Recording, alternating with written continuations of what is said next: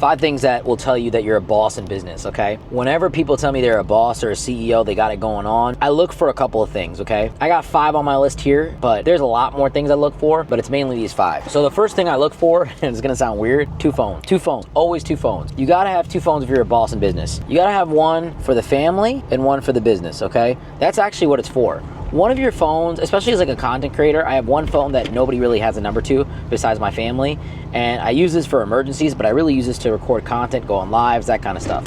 And then obviously my other phone is mainly for business and people can reach me there. I'll take it even a step further. I got 2 other lines that circulate between my phones. So technically I have 4 phones. One is a Google Voice number for miscellaneous calls that I have to do out, and then one is an office number that circulates between both of my lines, okay? It's called a Sideline. It's a third-party app called Sideline. It costs about $60 a year. And then I also have another phone, technically. It's called Open Phone, but that's for our admins and that's for our financial firm. And you can't typically reach me there, but it's another phone line that I have in my cellular. So I technically got 5 phones, 4 that I really use, and 2 actual phones. The next thing I want to tell you if you're a boss in business, and I can really tell if you're a boss if you got this, is you got a Google Calendar. Google Calendar is absolutely essential.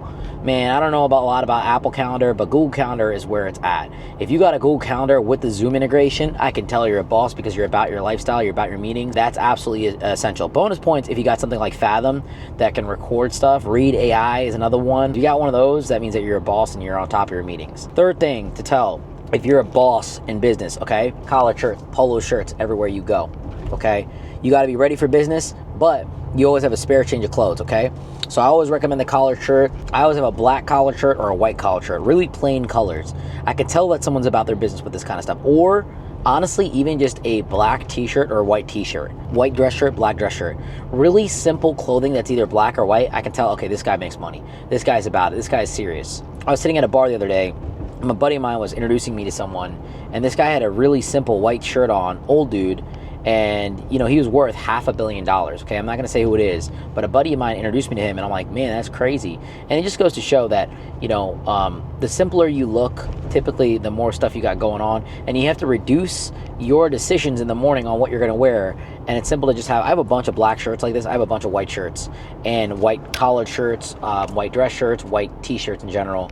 That's just my wardrobe as a whole. I just got simple shirts all around. Next thing to tell if you're a boss. Honestly, I could tell a lot about someone based off the car they drive. Now, do you need a G-Wagon that's murdered out black? No, you don't need that. That's not a boss car, but an Escalade, an S-Class Mercedes, an A8, a BMW 7 Series, any of those big body sedans, any of those big SUVs, it gives off that boss vibe. It means that you're traveling a lot. It means that you're moving around a lot. I'm not hating on electric cars or anything like that, but typically when I think high-level corporate CEO, I don't think Tesla Model 3. Not hating on the car. I think it's a phenomenal car, but I really think corporate CEO when I see someone rolling around in a big SUV, Range Rover, G-Wagon, Porsche, BMW, a lot of European cars here.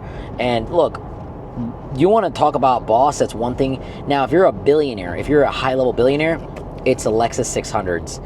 It's the Toyota 4Runners. Those are what the billionaires drive. The Rolls-Royce Cullinans. Those are what real big bosses drive. The Rolls-Royces, the G-Wagons even. You know, I'm not a billionaire, nothing like that. But this is what the billionaires drive because it's an economic car, okay? And you can write it off for business use. So a Q7, G-Wagon, Suburban, Escalade, these can be written off for business use. And some of those larger sedans, if you're chauffeured around, boss move. Last but not least, number 5, how to tell if you're a boss, how to tell if you're a CEO. You don't talk about money that much. You don't really talk about money. You're not constantly blabbing out about, oh, how much you make. One of the worst things that you could do, one of the weakest things that you could do as a person is talk about, hey, I made this much money, I made that much money, that's that and third. Trust me, I made this mistake when I was younger. In our business and commission sales, we talk a lot about how much we make to inspire, to motivate people. And ultimately, at the end of the day, it's not a good look. I really don't talk about how much I make. People ask me all the time, so I try to give you a little transparency as to what I do. I try to show people like what doing the things that I do can lead to in terms of an income output. But at the end of the day, you shouldn't be talking about money all the time.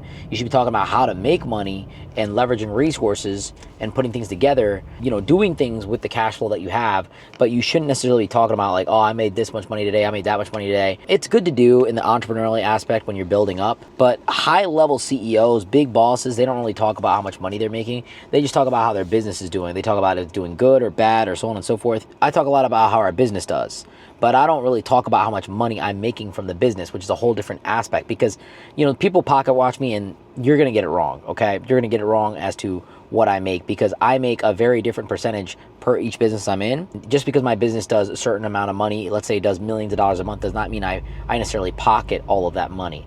So you can talk about the business and how much you're making in the business and what you're doing in terms of numbers, in terms of growth, in terms of goals, but never talk about how much you're personally taking home and the things that you have. Be more refrain from talking about that. So those are the 5 things I think that I judge people off of in terms of qualifying if they're a boss or not.